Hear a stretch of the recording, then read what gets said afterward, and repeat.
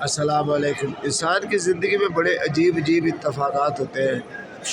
الحمدللہ اتنی دفعہ زیارات پہ آیا اور ہر دفعہ یہ وہ زیارت ہے جس کو میں نہیں کر سکا۔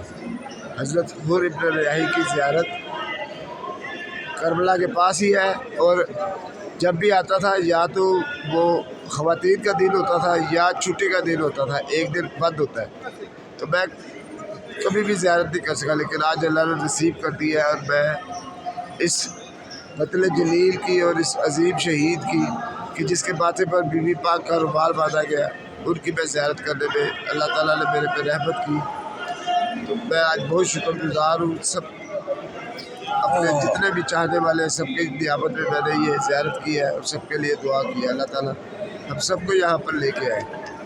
اللہ تعالیٰ اپنی رحمت رکھے اور ہمیں حج و زیارات کی توفیق عطا کرتا رہے۔ پانی نہ ملے تیری خوشبو تو رہے، تیرے بازو نہ کٹے راہ مشکی چلے، مگر ہو نہ سکا تیرے بازو جدا، ہم تیرا تصویر نہ